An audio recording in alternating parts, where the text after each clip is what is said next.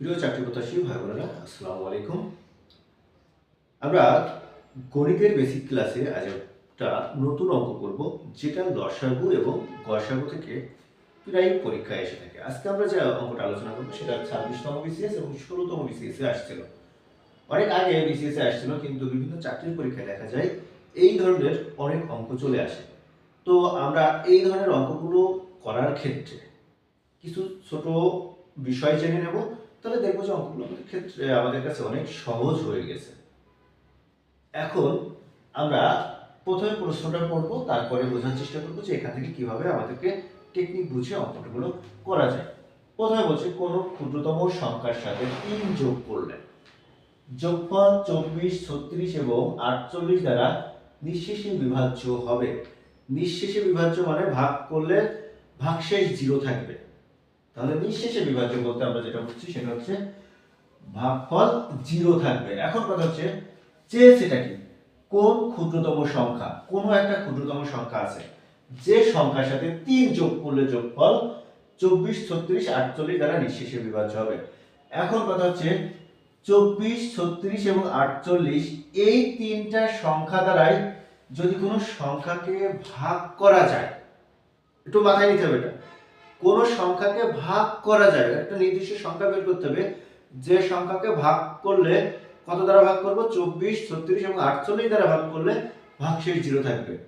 তাহলে ওই সংখ্যাটা হয় এই যে সংখ্যাগুলো আছে তাদের ভিতর সবচেয়ে বৃহত্তম হবে, নাহলে তাদের চাইতে বড় সংখ্যা হবে। তাদের সাথে ছোট সংখ্যা হলে কিন্তু ভাগ করা যাবে না। যেরকম ধরেন আপনি যদি বলেন যে 5 দ্বারা ভাগ করা যায়, 3 কে নিঃশেষে ভাগ করা যায়, তো 3 কে কি ভাগ করতে পারবে নিঃশেষে? হবে না।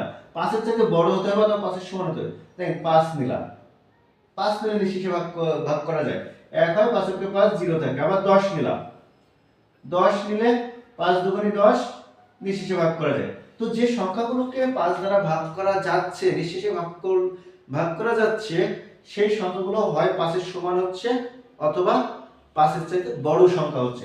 তো এই ক্ষেত্রে আমাকে বলেছে যে 36, 48, 24, 36, 48 এই তিনটা সংখ্যা দ্বারাই ভাগ করা যায়। এই তিনটা সংখ্যা দ্বারাই ভাগ করা গেলে কি হবে, ওদের ভিতরে হয় সবচেয়ে বড় সংখ্যাটা হবে অথবা তার চাইতে বড় সংখ্যা হবে। এখন ওই সবচেয়ে বড় সংখ্যা এবং তার চাইতে বড় সংখ্যা বের করতে গেলে, বা হচ্ছে যে ভাগ করা যায়, একটা নির্দিষ্ট সংখ্যাকে ভাগ করা যায়, ওই সংখ্যাটা বের করতে গেলে লসাগু করতে হয়। তাহলে আমরা এখানে কিন্তু লসাগু করব। অঙ্ক পড়ে আমরা যেটা বুঝতে পারছি সেটা হলো লসাগু করতে হবে। এখন আমরা এখান থেকে ছোট্ট আরেকটা ক্লু দেখে নিই যে সেখানে আমরা লসাগু করতে হবে বুঝতে পারি কি না। যদি কখনো কোনো ক্ষুদ্রতম সংখ্যা চাওয়া হয়, মানে আপনাকে চাওয়া হয়েছে একটা ক্ষুদ্রতম সংখ্যা, একটা ক্ষুদ্রতম সংখ্যা চাওয়া হয়েছে, তাহলে ওই ক্ষুদ্রতম সংখ্যাটা কি হবে, ওই ক্ষুদ্রতম সংখ্যা যখন চাওয়া হবে, ক্ষুদ্রতম সংখ্যা দেওয়া আছে এরকম না, 5 অঙ্কের ক্ষুদ্রতম সংখ্যা দেওয়া আছে, আপনি এটাকে লসাগু করলেন, এরকম কিছু কিন্তু বলা হয়নি। আপনাকে বলা হচ্ছে ক্ষুদ্রতম সংখ্যা দেওয়া আছে, এই চাওয়া হয়েছে। ক্ষুদ্রতম সংখ্যা চাওয়া হলে তখন আপনি লসাগু করবেন। তার মানে এই টেকনিকটা এরকম যে যদি আপনার কখনো ক্ষুদ্রতম সংখ্যা চাওয়া হয় তাহলে সেটা হচ্ছে লসাগু, আর যদি কখনো বৃহত্তম সংখ্যা চাওয়া হয় তাহলে এটা গসাগু হবে। এই বিষয়টা আমি আপনাদেরকে অন্য একটা ক্লাসে ইনশাআল্লাহ বোঝানোর দেওয়ার চেষ্টা করব, কেন ক্ষুদ্রতমতে লসাগু এবং বৃহত্তমতে গসাগু হচ্ছে। তো আমাদের এখানে ক্ষুদ্রতম সংখ্যা চাওয়া হয়েছে, আমরা লসাগু করব। আমরা প্রশ্ন পড়ে বুঝেও দেখলাম যে এখানে লসাগু করতে হবে। এখন লসাগু করলে একটা সংখ্যা আসবে, তো সেটা করে দেখি। 24, 36, 48 এই লসাগু যদি আমরা প্রথমে 2 দিয়ে ভাগ করি, এগুলো আমরা মোটামুটি সবাই পারি। 2 দিয়ে ভাগ করলে হচ্ছে 12, 18, 24। আবার 2 দিয়ে ভাগ করি 6, 9, 12। আবার 2 দিয়ে ভাগ করি 3, 9, 6। এবার 3 দিয়ে ভাগ করি 1, 3, 2। আর মনে হয় যায় না, তাহলে লসাগু কত হচ্ছে? লসাগু হচ্ছে 2 গুণ 2 গুণ 2 গুণ 3 গুণ 3 গুণ 2। তাহলে 8, 8, 4, 3, 8, 24, 72, 72 দুগুণে 144। তাহলে 144 এমন একটা সংখ্যা যে সংখ্যাকে 24, 36 এবং 48 তিনটা দ্বারাই ভাগ করা যাবে। এখন প্রশ্ন আমার বলছে যে কোন সংখ্যার সাথে 3 যোগ করলে 144 হবে। যেহেতু লসাগু পেয়ে গেছি, তাই এখন সরাসরি বলতে পারি যে কোন সংখ্যার সাথে 3 যোগ করলে 144 হবে। বিষয়টা বুঝেন কিন্তু যে আমি এখন লসাগু পেয়ে গেছি, অর্থাৎ এই লসাগু যেহেতু পেয়ে গেছি, তাহলে আমি এখন বলে দিতে পারি যে ওই সংখ্যাটাই নিঃশেষে বিভাজ্য সংখ্যা ওইটাই। তাহলে ওই সংখ্যাটা কত এর সাথে 3 যোগ করলে ওই সংখ্যাটা আসবে। তাই 144 আসতে গেলে ভাই কত এর সাথে 3 যোগ করতে হয়?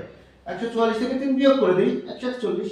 তাহলে 141 এর সাথে 3 যোগ করলে 141 এর সাথে 3 যোগ করলে 144 হয়, বা ওই নিঃশেষে বিভাজ্য সংখ্যাটা পাওয়া যায়, অর্থাৎ আমার অ্যান্সারটা হবে 141। এখন এখানে ছোট্ট আরেকটা কথা বললেই, যদি কখনো যোগ করার কথা বলে তাহলে আমরা বিয়োগ করব, আর যদি বিয়োগ করার কথা বলে তাহলে যোগ করব। একটু এই ছোট টেকনিকগুলো মনে রাখবেন, যেগুলো আপনার বেসিক বুঝতে একটু সাহায্য করবে। তবে এটাই কিন্তু মেন বেসিক, যে আপনি যে নিঃশেষে বিভাজ্য সংখ্যাটা পেয়ে গেছেন, এখন ওই সংখ্যায় আসতে গেলে কোন সংখ্যার সাথে 3 যোগ করলে আপনার হচ্ছে 144 হয়, বা ওই নির্দিষ্ট সংখ্যা হবে, তাহলে ওই সংখ্যা থেকে 3 বিয়োগ করে দেন, বিয়োগ করে দিলে আমার নির্দিষ্ট সংখ্যা চলে আসছে। তো এভাবে সুন্দর করে বেসিক বুঝে আমরা অঙ্কগুলো করতে পারবো। ধন্যবাদ সকলকে এতক্ষণ সাথে থাকার জন্য।